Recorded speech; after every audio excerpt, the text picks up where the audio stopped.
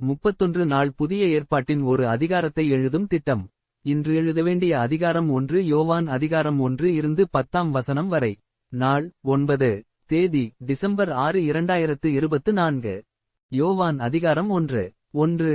ஆதிமுதல் இருந்ததும் நாங்கள் கேட்டதும் எங்கள் கண்களினாலே கண்டதும் நாங்கள் நோக்கிப் பார்த்ததும் எங்கள் கைகளினாலே தொட்டதுமாயிருக்கிற ஜீவார்த்தையை குறித்து உங்களுக்கு அறிவிக்கிறோம்.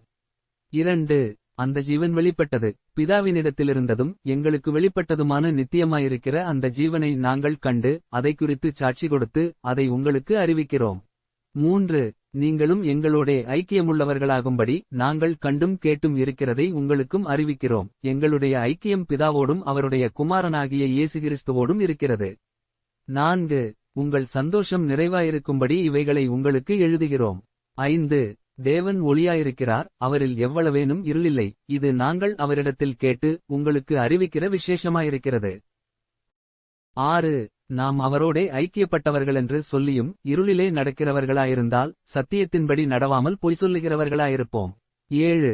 அவர் ஒளியிலிருக்கிறது போல நாமும் ஒளியிலே நடந்தால் ஒருவரோடொருவர் ஐக்கியப்பட்டிருப்போம். அவருடைய குமாரனாகிய இயேசு கிறிஸ்துவின் இரத்தம் சகல பாவங்களையும் நீக்கி நம்மை சுத்திகரிக்கும். 8. நமக்கு பாவமில்லையென்போமானால் நம்மை நாமே வஞ்சிக்கிறவர்களாயிருப்போம், சத்தியம் நமக்குள் இராது. 9. நம்முடைய பாவங்களை நாம் அறிக்கையிட்டால் பாவங்களை நமக்கு மன்னித்து எல்லா அநியாயத்தையும் நீக்கி நம்மை சுத்திகரிப்பதற்கு அவர் உண்மையும் நீதியும் உள்ளவராயிருக்கிறார். 10. நாம் பாவஞ்செய்யவில்லையென்போமானால் நாம் அவரை பொய்யராக்குகிறவர்களாயிருப்போம், அவருடைய வார்த்தை நமக்குள் இராது. இன்றைக்கு மனப்பாடம் செய்து எழுத வேண்டிய வசனம் 1 யோவான் 1ஆம் அதிகாரம் 8ஆம் வசனம். நமக்கு பாவமில்லையென்போமானால் நம்மை நாமே வஞ்சிக்கிறவர்களாயிருப்போம், சத்தியம் நமக்குள் இராது.